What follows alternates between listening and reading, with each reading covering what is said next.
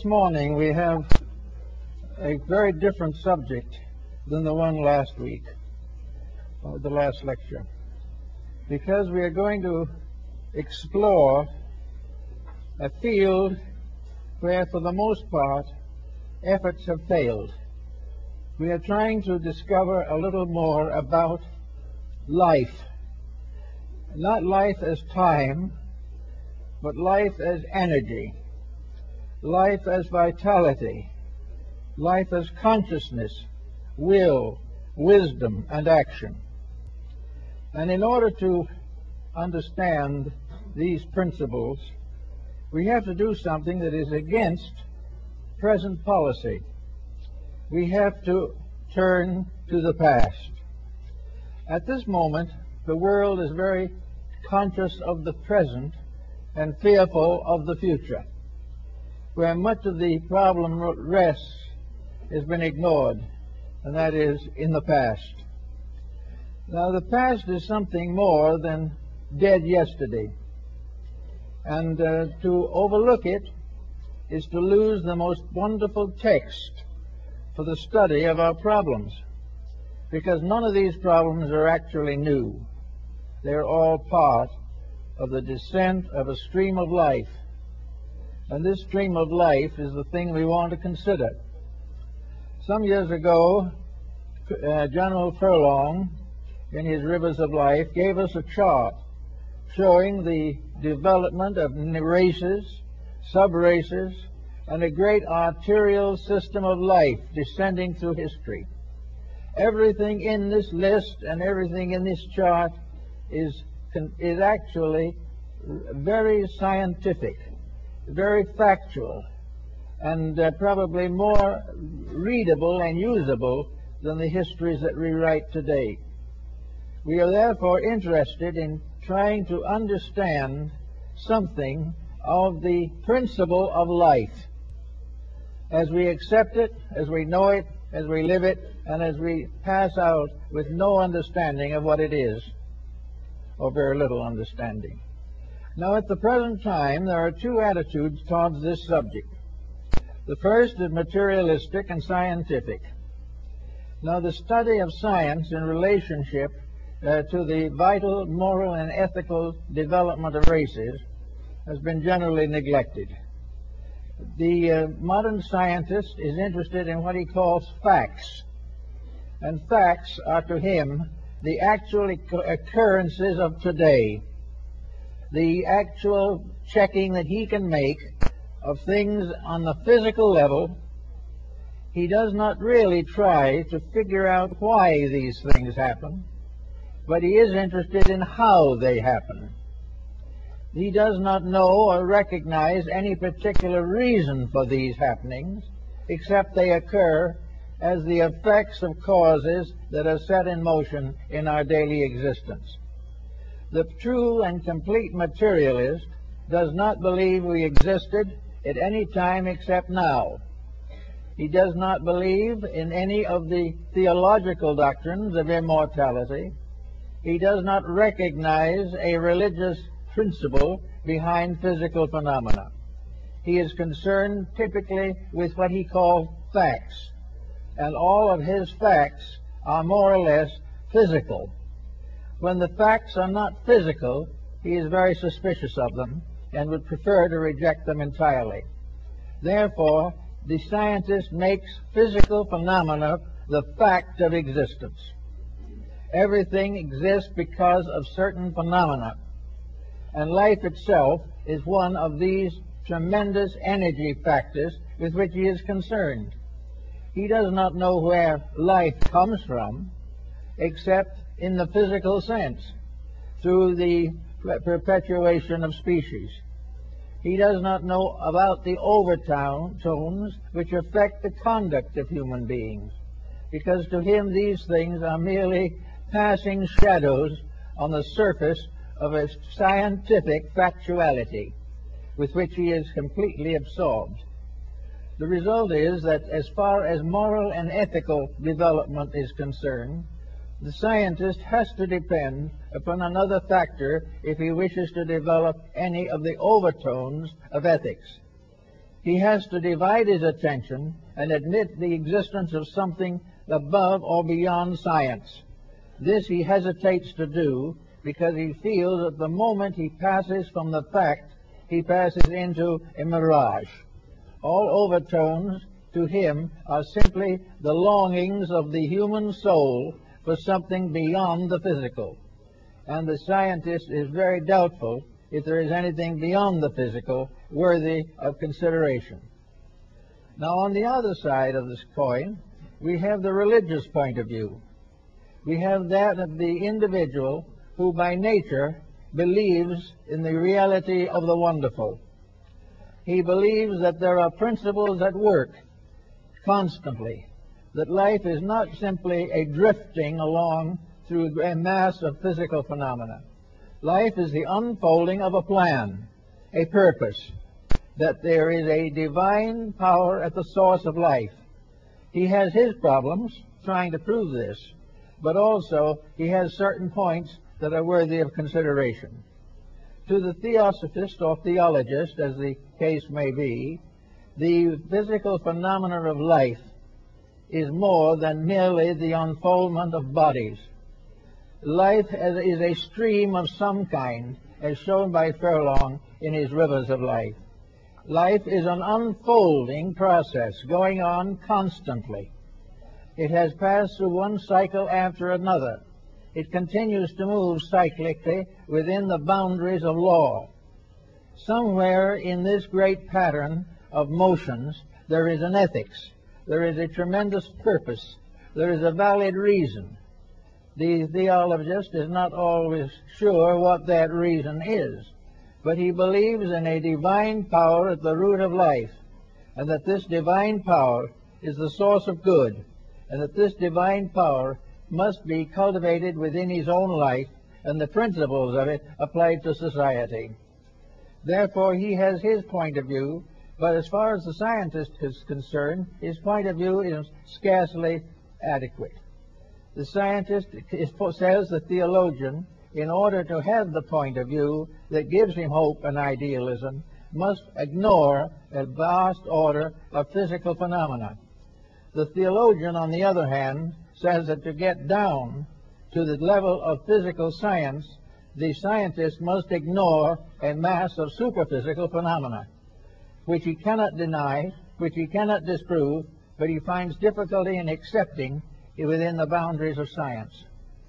Therefore, we have the scientist as a person actually moving in a physical environment. When he thinks of history, he thinks of physical history. When he thinks of the future, he thinks of a future of scientific historicity. He believes in the unfolding of forms, of the constant enlargement of human empire.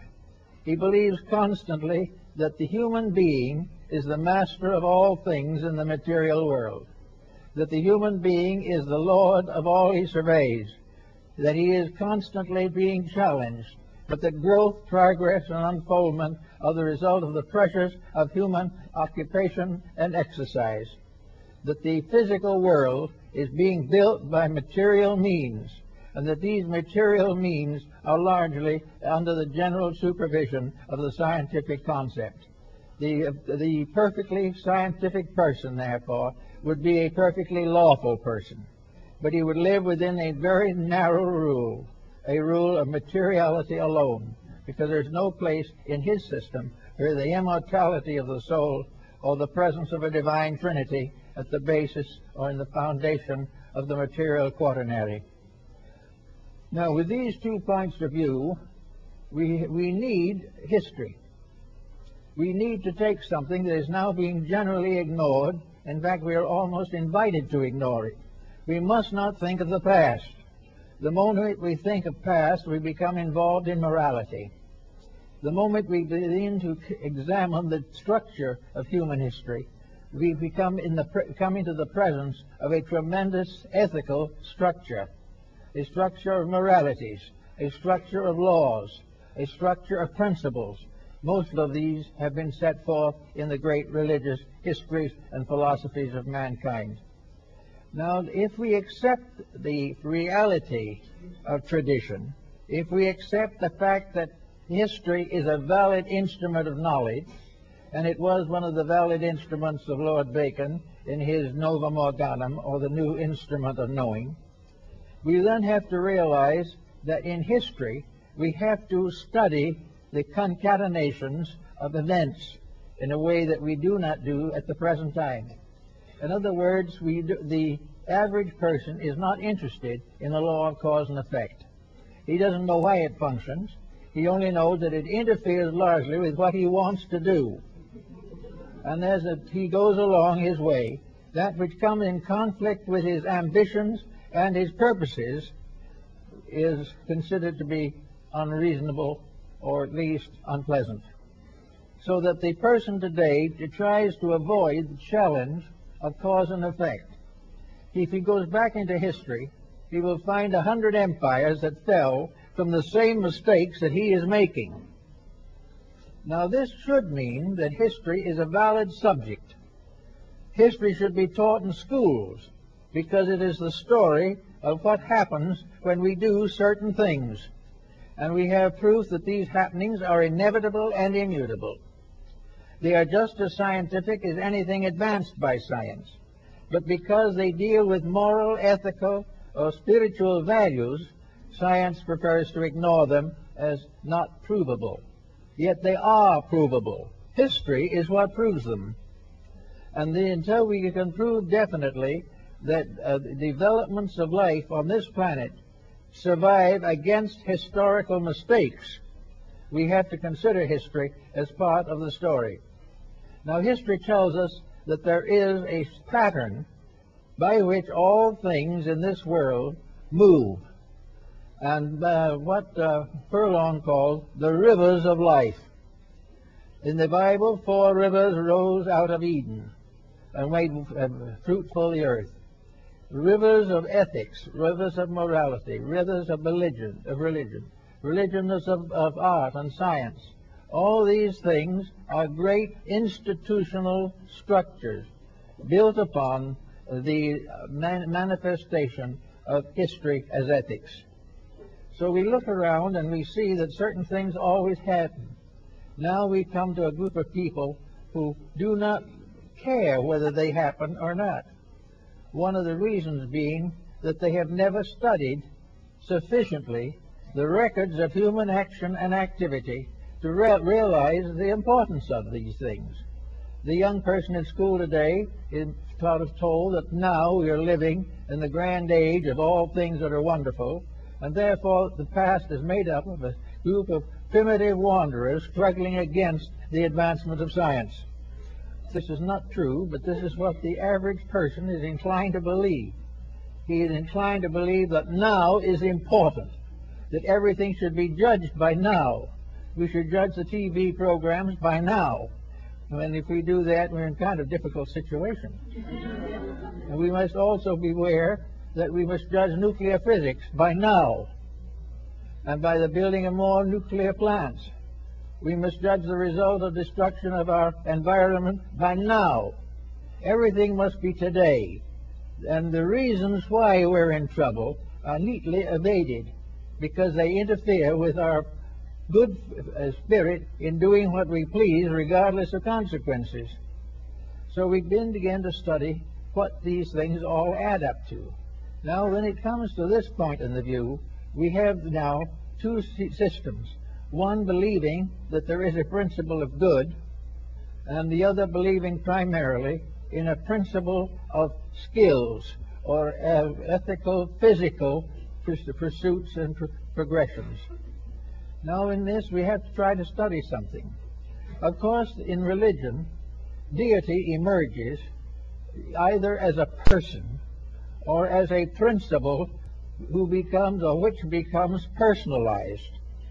We consider deity as a supreme power at the source of life, and that this supreme power has the right and the power and the privilege to cause any series of consequences that are necessary for the fulfillment of its own purpose.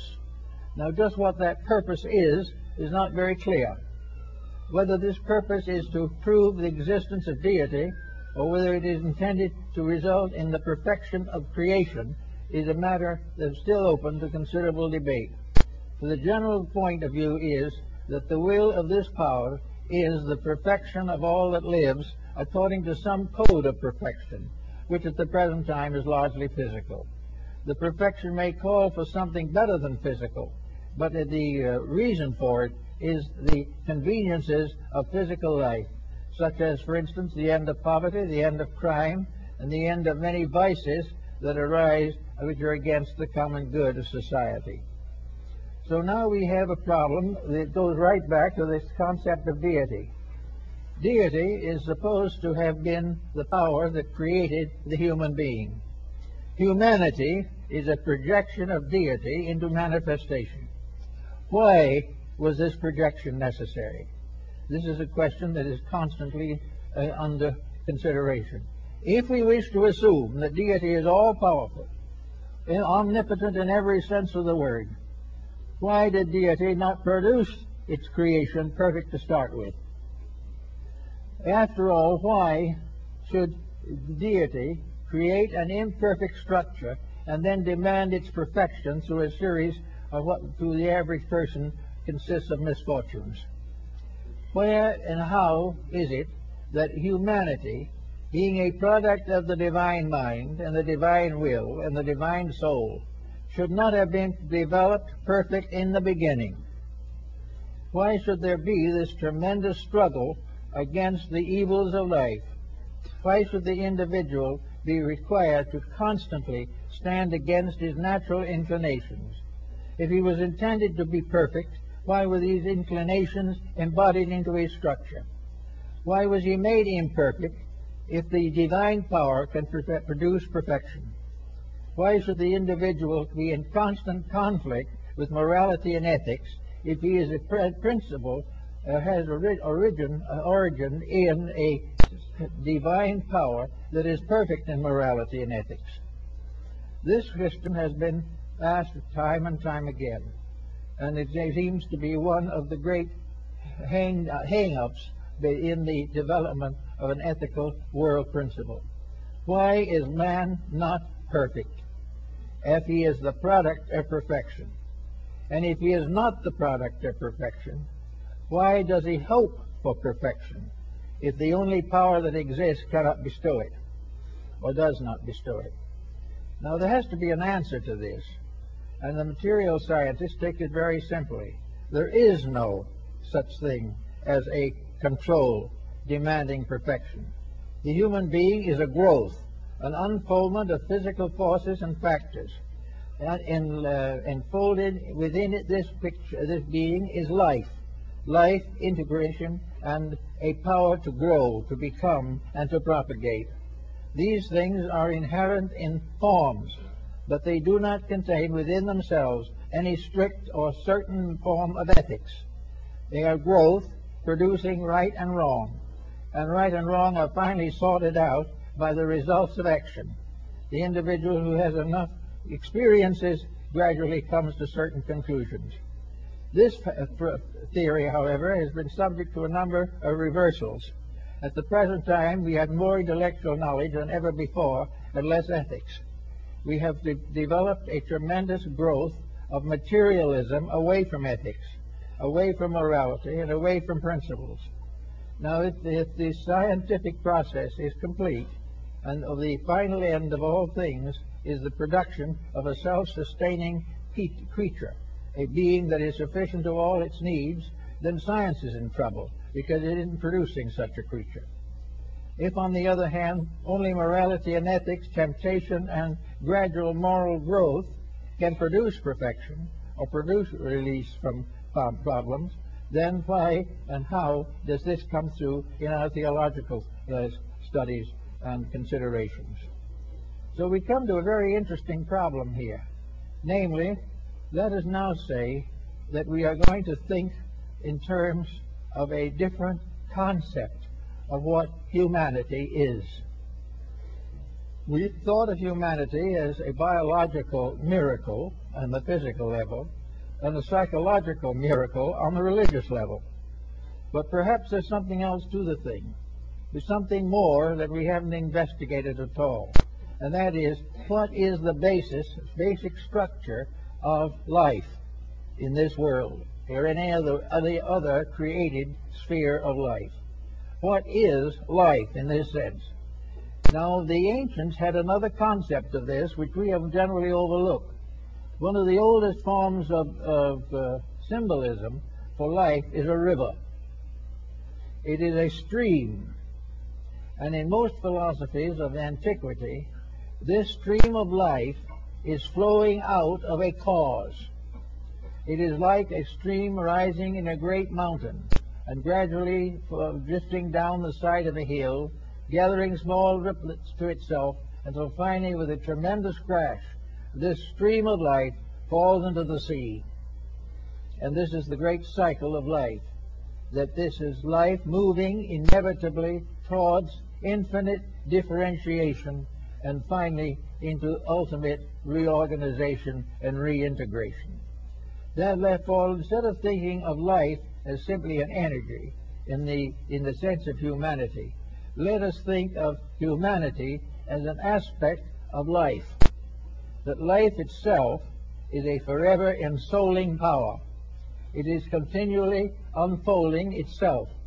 And this great stream of life, which we call humanity, is one tremendous entity, an entity which is, according to some of the Hindu philosophies, composed of nearly 60 billion single entities.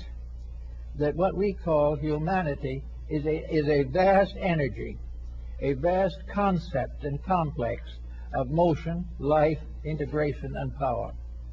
That what we call the human being is a member of this great society which we call humanity. Humanity is one structure, one being, one substance, and this humanity rises within the unfolding of universal phenomena. It arises not in materialism, but in the great process of nature and nature's labors, namely, be ye perfect, even as your Father in heaven is perfect.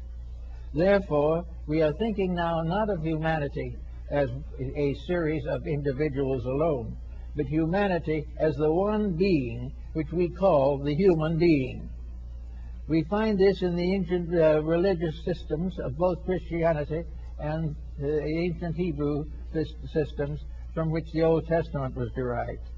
We find, therefore, that there in the Old Testament that Adam Kadmon, is not a person. Adam Kadmon is humanity collective. There is one mysterious power. This being is one being. And this one being consists of all individual human beings considered together and moving together in the great river of life. And this river of life is being moving to the perfection of itself. This is a little abstract and a little big to think about all at once, but it gives us a very important clue, namely that we are moving together along a pattern that is intended to bring about certain definite results. In other words, we are not paying for past sins, nor are we then doomed to make more sins and nothing else. We are here to grow, to unfold the potential which we call human, which is one of the innumerable levels of life in the infinite universe.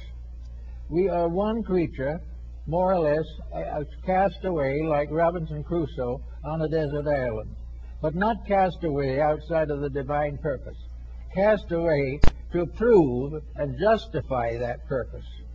We are here to achieve the growth of this being which we call humanity. This being is made up of an infinite number of separate personalities, all growing together. This great being which we call the humanity also breaks up within itself into a number of races, sub-races, and divisions, all of which are part of one structure. This one structure being a level of growth in the universe, a level that has become part of everything, just as much a justified fact as the development of solar systems, or the development of planets, or the development of various continents on planets. These things are growth symbols, and humanity is an entity growing, one entity, made up of an infinite variety of individualities. This was the point that was made by Herbert Spencer, that man is an infinite variety. And when we think of man, we think of mankind not as a person, but as the person, composed of all the individual members of the human life wave. Humanity becomes, therefore, a life wave, a life motion in space, a life principle with which we must all become more and more aware and properly informed. This mere one principle, therefore, is not here to be punished. It is here to grow. And the symbol of that growth is simply a child. A child is a symbolic unit in this great process. The child is not born to suffer. The child is not born to make mistakes. The child is here to learn through trial and error to develop the potential of itself. In other words, by growing, the individual overcomes the stasis which we call inertia. Everything in the solar system is growing. Races grow. Nations grow. Nations and races break up into subdivisions. They can pass through all forms of temptations and problems, such as a child growing up. And this child is not going to be stronger by having temptation removed, because this would be contrary to the production of a mature race, a race capable of taking its place among the great galaxies which populate space. So we are part of the population of space. We are part of a plan which we don't know the end of, and probably will not for a long time.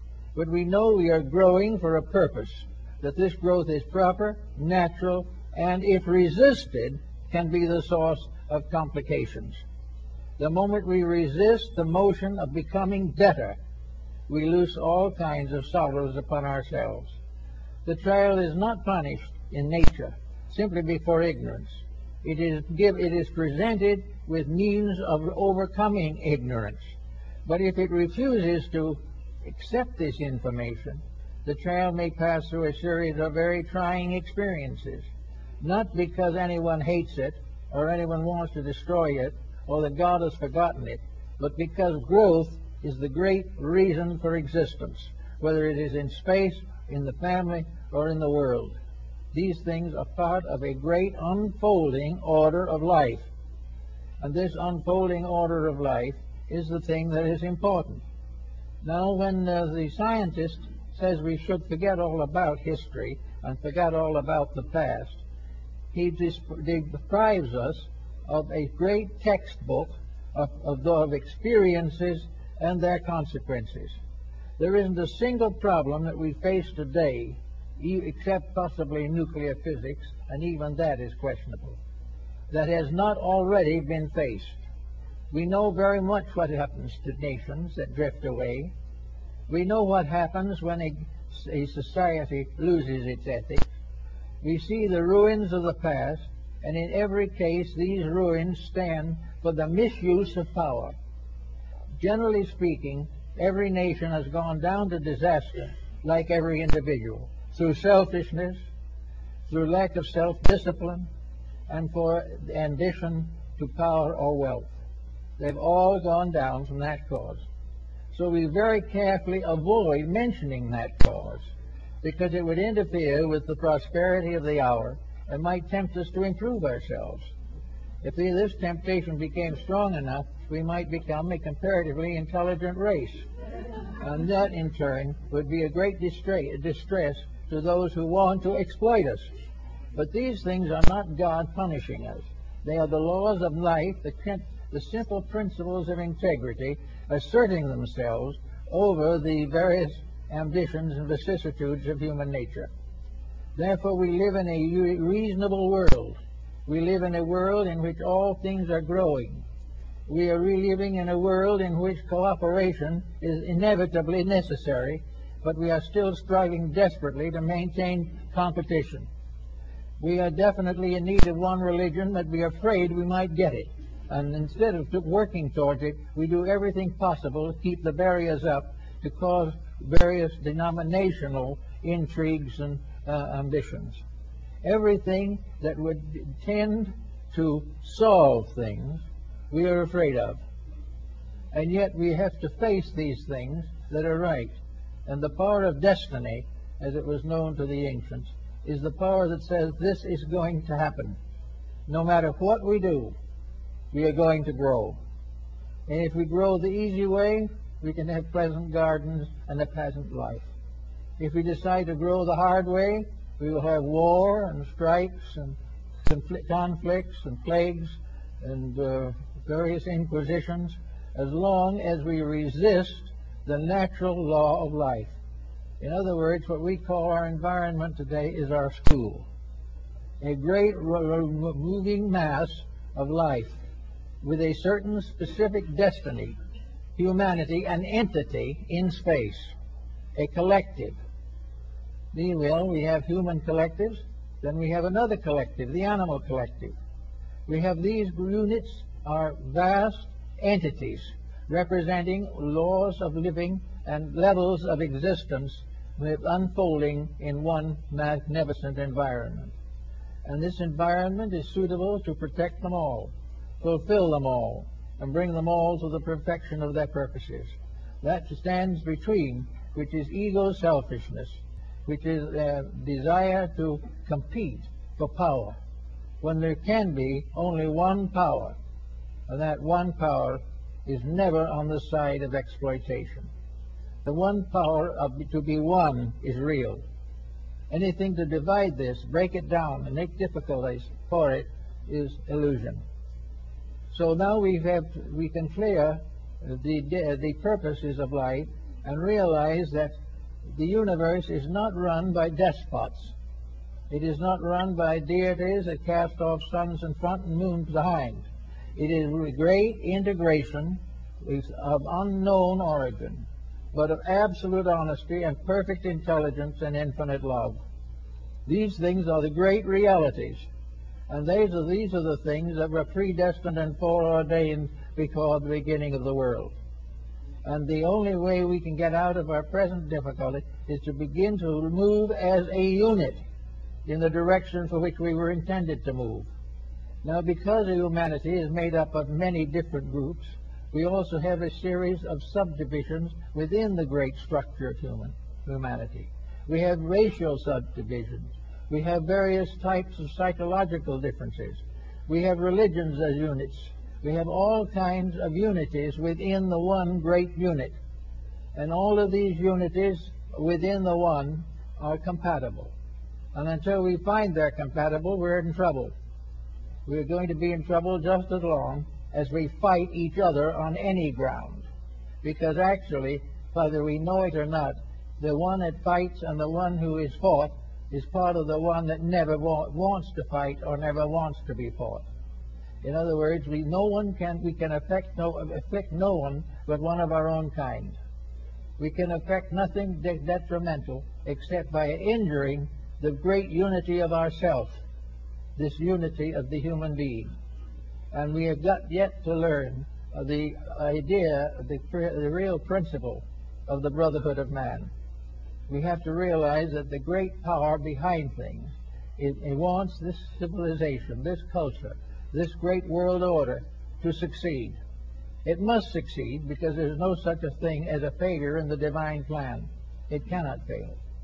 By the very nature of itself, it cannot fail because it is infallible by substance, by essence, and by reality. So we can fight with it for a long time. We can oppose it for ages. We can put down 10, 20, 50,000 years of war and pillage, but has no bearing upon the essential fact that it must end regardless of how we realize or how we think. First is the realization of the brotherhood of man, and secondly, the realization of the identity of all that lives. These principles could become a solution to the constant pressures of our day. Now then, when we go a little further into this matter, we begin to study the various effects of life upon these points. Now, finally, if we consider this vast unity as one, which it is, the Adam Kadmon, the one that is made out of the stardust, then the other mind, a small one, the physical atom, so-called, ADM meaning in Hebrew a species or a kind, not a person. Then we have the problem of this little atom. And this little atom is ourselves. This little atom is each human being, because each human being is a galaxy. Within our skins and in the various structures of our body are as many worlds, planets, and mysteries as anywhere in space. We have an inner space that is filled with life, just as the space in which we live. This space lives in us as we live in it.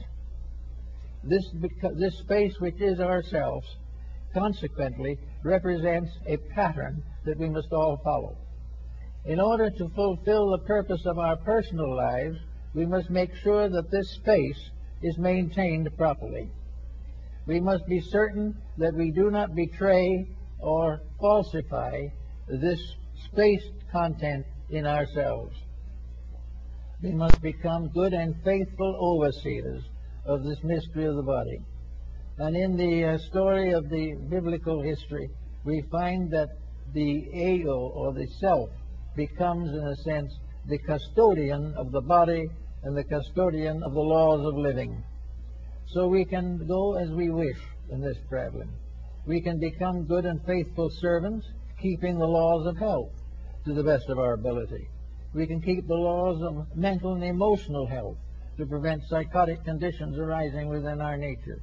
But where we lack discipline, or where we permit details to take over, where we permit a grudge to become a dominant in our lives, we begin to reap the sorrows that the nations have when they have grudges and wars. For every inclemency of our own body becomes symbolical of one of the larger inclemencies of the world in which we live. So we have a very interesting problem here to think about, namely that we are a unit of life moving through infinite space. We are a unit of life composed of a vast mass of units. Now, notice something that's very interesting about this. We assume that the real purpose behind this all is growth or unfoldment. Now, considering the human life wave as a unit, we then consider how many entities are in this life wave.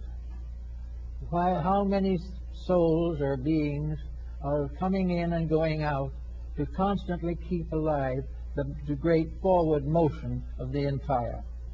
And the various questions have been asked on this, and perhaps we can use the Hindu answer as well as any other, because it gives an idea of magnitude. Their theory is that the human life wave consists of approximately 60 billion entities. That is the life wave to which we belong. Now, obviously, these entities are in a constant process of coming in and going out. They are here all the time, only a fraction. The same might be true of the problem of the unity of humanity as we know it. There are human beings born every moment. There are human beings passing out of life every moment. But humanity moves forward steadily, gradually increasing in number. The population of the planet on which we live, the human population, 2,000 years ago, was less than 200 million for the whole planet. After that time, it began to increase. Now, does this increase represent more entities? No. It merely represents more of the great cycle coming into embodiment at one time. If the 60 billion are sitting there, or are lying in suspension, awaiting embodiment, those who come in become like the children are born in and can go to school. After a certain length of time, they grow older and pass on. In each generation, a few more come in.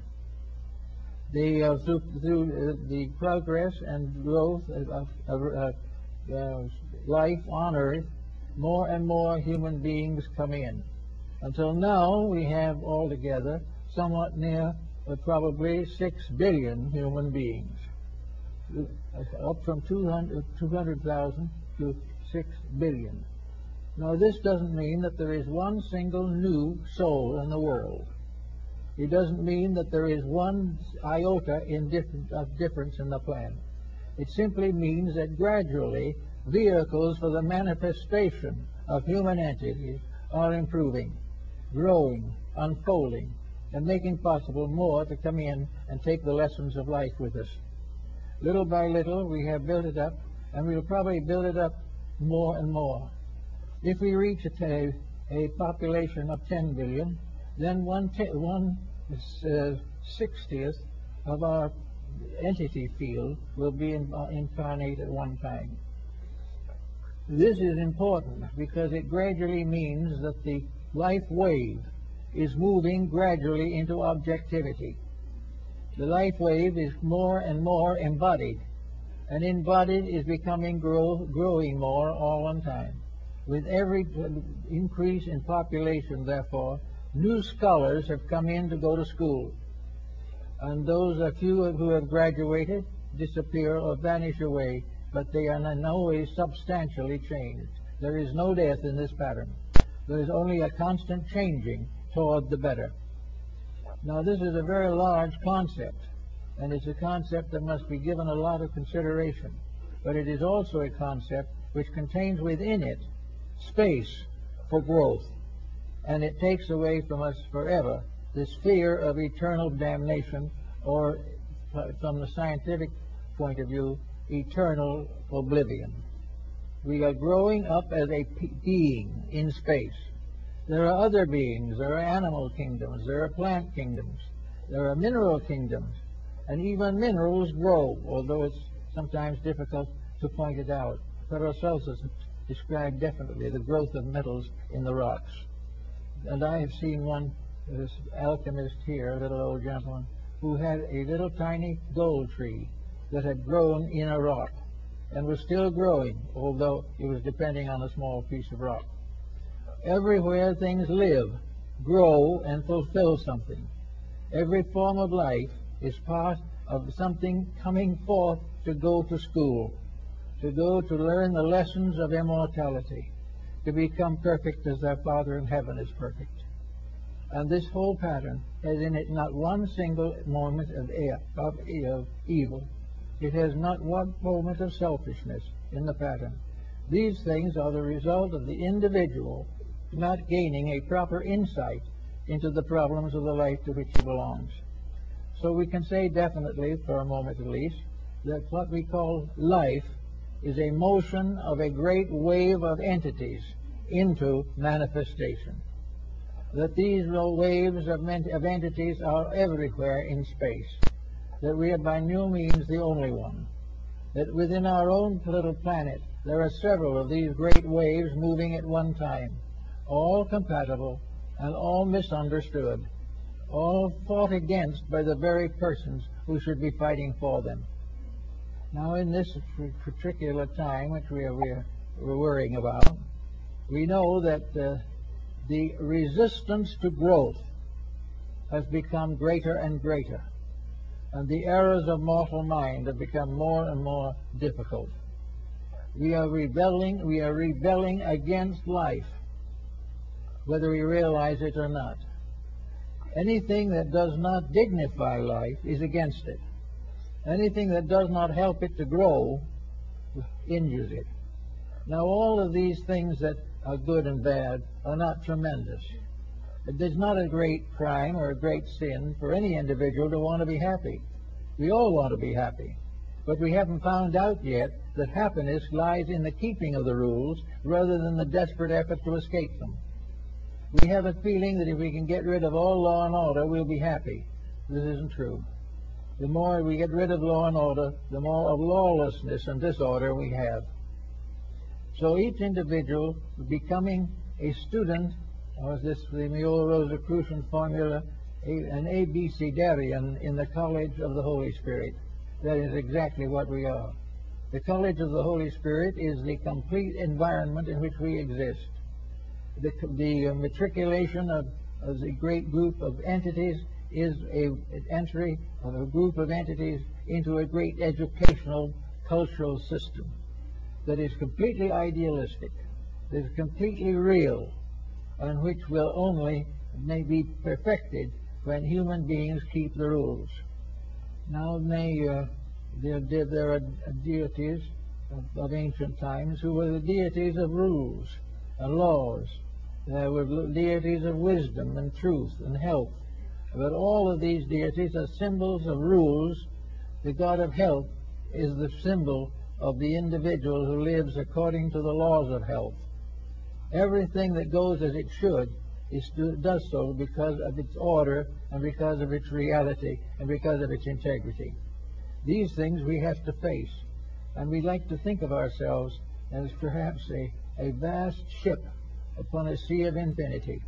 And on this ship, like Noah's Ark, are all the living creatures of the world, all on the great journey from here to there, which in reality is from ignorance to wisdom, from the unknown to the perfectly understood, from that thought of to that which is lived, and from the uncertainties of error to the certainties of reality.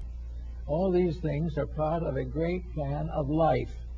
Life is itself a moving power, carrying within itself all things that live, and everything that lives is under the laws of life and under the rules of it. And the only way we can have happiness and peace is to abide by these rules. Now, in the daily problems that we face all the time, there are things we can bear in mind. Everything that advances unity helps to reveal the strength of the common pattern. Everything that reminds us that we are one is a force for good.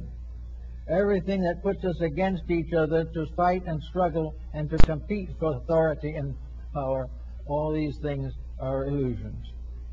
Now, we say the individual leaves here. After having 70, 80, 90, whatever it is, or less years, the entity retires. Now, where does the entity go? What happens to it? Does it cease? Does it pass into some kind of a Hades, as a theological entity might be considered? Does it pass into oblivion, as science would dominantly say? What happens to it? The answer is, according to the wise, that it returns to the ocean of the race of which it is a part. It becomes again a part of the great structure of totality. But each time it comes back, it brings with it another grain of reality. Out of every life, we learn either from our action or because of our action that there is a certain truth that we are going to gradually accept. For instance, maybe for 50 lives, we have been feuding with various circumstances. We went through a certain life, we feuded with the family and went off by ourselves and died lonely. Another time, we feuded with the government, became radicals. And sometimes maybe we were executed for heresy. On another time, we were feuding with the economic system and put on great strikes and so forth. All the time, we were against something. And that being against something kept bringing us back because we hadn't learned the lesson. The more we fight, the more certainly we'll come back, because the only answer to not coming back is enlightened peace. This is the only way in which reality can survive. But each time we go back into that source, that great complete collective, we carry with us germs and traces of wisdom that we have learned. Before we pass on, we have learned that the struggle was wrong. Before we pass on, we may learn that wealth was no blessing. We may have learned that intemperance was not good, or that narcotics could destroy or prevent the development of our inner lives. These things go back into the unit, and gradually the great being, humanity, gradually becomes wiser in all its parts. Little by little it grows, each individual contributing one tiny grain of truth to the construction of the entire.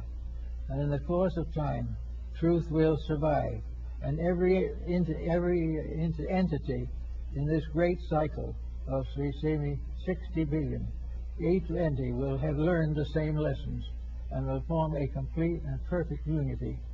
From that time on, we will have an enlightened race. This is the race of the heroes, referred to by the Greeks. This is the eternal and divine race that occupies space, and which goes on to the next step of the great unfoldment towards reality. What is the end, the very end of it, we do not know. But we know that every part of it is perfectly organized, perfectly integrated, perfectly reasonable, and eternally good, and that the only difficulties we have are the ones we make for ourselves. The only difficulties are those in which, in our self-will, we struggle against the inevitable. As Böhme, the mystic said, German mystic said, self-will, this was the fallacy for which fell the angels. So the angels represent the disobedient ones that try to stand against and create what St. Augustine calls the city of Babylon, as opposed to the city of God. But everything that wherever there is a rebellion, it seems as though a little group of these souls, this one entity type, make little kingdoms of their own here and there somewhere in space, and put over these little kingdoms the various tyrannies of their own making. This is true of all the races that are developed within the great body of humanity. Each of these races is a vital organ in the structure, just as it is in the political world. But each of these separate races is separate because it has not yet achieved unity. But it may have achieved considerable advancement in certain matters. And finally, advancement brings the realization that all knowledge that is real knowledge is compatible. Advancement of self must ultimately result in the advancement of all that lives. Unless it does, these little kingdoms fade away.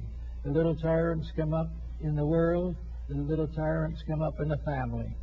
Little tyrants like this come up in business enterprises, each one trying to dominate the world or dominate the little environment in which it lives. This struggle for domination is the recognition or the acceptance of separateness, the existence of the idea that each individual is working for his own salvation, regardless of its effect upon other people. This is completely false. Everything, regardless of what it does, must work for the common good, or it will destroy itself. Therefore, all competition is really a thing in fighting itself. Competition is humanity opposed to humanity, whereas cooperation is the recognition of the unity of that which is actually indissoluble. There's nothing but unity. Unity and private pride or private enterprise for the aggrandizement of self at the expense of the rest. So we find all these factors working to produce what we call life. And life, as I like to think of it perhaps, is a great motion towards oneness. It is a motion towards unification, a motion towards the reality of integrities. It is the individual moving with other individuals to the fulfillment of purpose. And between the individual and his ultimate goal is ignorance. And this ignorance is evil, any more than it is evil that a small child cannot work calculus. Ignorance is a natural state of things. The matter problem is that you do not educate ignorance to become more ignorant. You educate it to overcome itself. You make wisdom take the place of ignorance. Therefore, little by little, we overcome all differences, all separateness, and become what we were intended to be, one people under God. Under this purpose, we also become aware of the vast idealism at the source of everything. We do not know the nature of the infinite. We are not able to grasp that which is completely beyond our comprehension. But we have symbols of things that seem to point towards this, and the great symbols of life in religion and philosophy and art and music and even in science are symbols of this infinite purpose. All knowledge is under law. All law is under God, and the gradual realization of this can help the individual to restore the problems of his time. Today we are worried because materialism is rampant upon the earth. We fear that we will be finally destroyed by this ignorance. We cannot be destroyed by ignorance. We can only injure ourselves by ignorance. We cannot prevent the plan, but we may reduce ourselves to a very sorrowful, miserable, repentant attitude because what we have done to injure a purpose that was right and proper. The proper end of all growth is peace. It is the realization that by working together we advance the history and nature of all life. We do not think of ourselves as being close to planets. We sit on them or live on them or look at them through telescopes, but we do not realize the brotherhood of stars or our own union with this vast firmament under which we exist. There is only this one great plan, divided into numerous levels, into numerous departments to help us to meet the growth problems of existence. So if we can start in a little bit by thinking no longer that we are exterminated by death, or that we go to rest in heaven for the virtues we hope we have and probably do not have, or that we return into incarnation to pay for our sins. These things are negative. They are interpretations of great truths, but the interpretations are not right, not proper, therefore do not have a validity. They're less. By misinterpretation, we create empires, and these empires fall. By proper interpretation, we create empires, and empires live. Therefore, everything depends upon building with the law instead of against it. There's no more rebellion against truth, but only a fading away from error and a recognition of the sublime dignity of the truth that we should be recognizing at all times, so that we have no more the problem of primordial sin. Sin is ignorance. Ignorance is inevitable to the newborn child. It doesn't know, but it contains within itself the potential of knowing. Sin may be part of the life of millions of human beings today, but this is not because it has to be. It is because they have not as yet released the constructive powers within themselves. Therefore, education is not really a cramming on of sciences. It is a release of the internal benediction of understanding, by means of which whatever we think suddenly becomes clarified into a great witness to truth and reality. All these things become essential elements of a great system, a system in which there is no failure, a system in which there is no punishment, except the individual who finally has to admit he's made a mistake and is very greatly humiliated thereby. But he has to admit that he has the wrong point of view. Now we are working today to clear up the problems of nations. We are trying to find some way of bringing peace to nations, but it must not interfere with our private enterprises. We must have peace, but we must not in any way interfere with the accumulation of wealth or the building up of power. We must have these good things that we want, but we must not change ourselves in any way to deserve them. So what is the result? An impasse.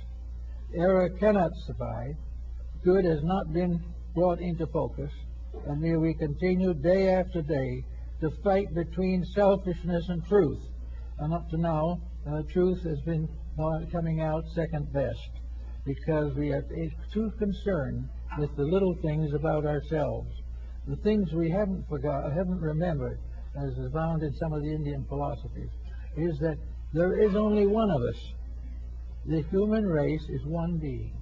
If we cheat anyone else, we are cheating only ourselves. If we destroy something or someone else, we are destroying a fragment of ourselves. Every evil afflicts mostly the individual who causes it, because it releases into action negative factors which will help to destroy all the purposes of life. If, therefore, we can imagine ourselves as a beautiful stream of 60 billion souls shining in the light, a beautiful dream or a beautiful structure coming down from the great mountains of infinity, making the land fertile, and finally flowing into the sea, which is the mother of life. And from the sea it is picked up again and carried to the mountains. And it goes on and on. And this is the essential burden of Taoism.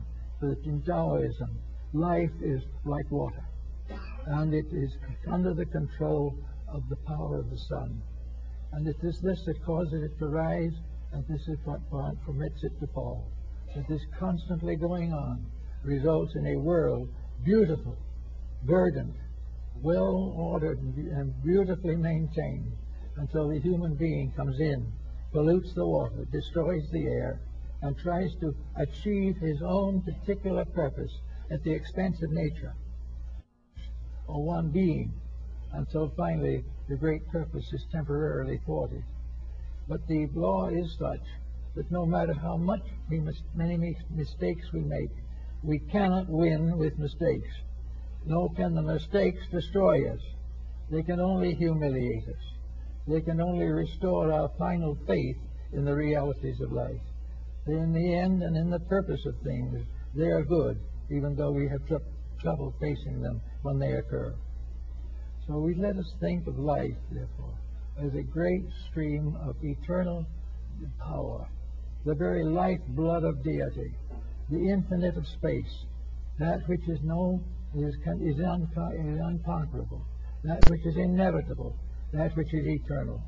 And in this flow all the races, nations, and peoples of the earth, and they're all flowing eternally towards unity with truth, unity with beauty, and unity with love. It is only our own selfish self-centeredness that breaks us all up into wars and camps and political systems and conflicting psychological entities. There is no reason for these things. There is nothing, finally, except this tremendous motion of life towards the fulfillment of its own divinities. Now, when this divine life finishes itself, when we finally come to the point where all of these entities have unfolded the potential which is in them, what happens? Then, according to mythology and legendary, we give birth to another race of gods, another race of divine beings that become the parents of worlds, the parents of systems, and take their place in the great hierarchy of eternal growth that goes on forever, beyond the stars, beyond the horizons, beyond the infinite, and beyond the galaxies. There is nothing. We do not know what lies beyond. We do not know the infinite good because we have not achieved the finite good as yet. But it's coming. It has to come. And in the fullness of time, we will see that we are one being flowing through time and eternity to the fulfillment of the purpose for which we were intended. We do not know exactly what that purpose is, but we know that that purpose rests in the mind and heart of the deity at the source of life. The principle at the source of life ordains that we shall achieve and shall become co-workers with the angels and the archangels in the forming and shaping of destinies for worlds as yet unformed. It is a great system of eternal growth, and we should be very glad, because there is no place in it for the infirmities of failure. They are all instances in a great success, and we must view only the great success and let that be the will of the power that we seek to serve. Well, I guess that's for the moment. Now, I'd like to make an announcement at this time. Probably many of you are aware that William Eisen, a very good friend of ours here, and many of you, a friend of the society, and one of our speakers, passed away on Sunday, October 8th.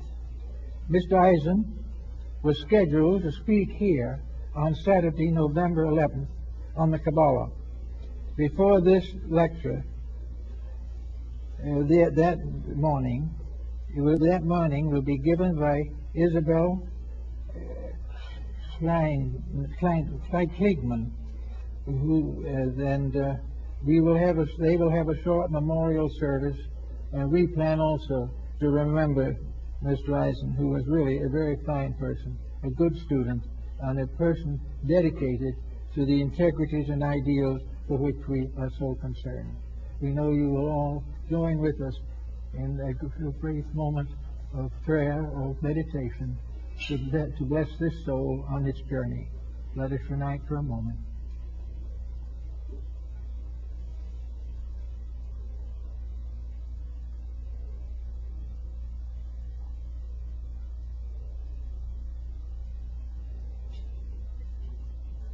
So mote it be. Another soul goes forward to new experiences in the great stream of eternal life. And that where we all belong, and in the presence of that, there is nothing to fear, everything to hope for, and a full realization that in the fullness of time, each of us will fulfill the destiny for which we were intended. So mote it be.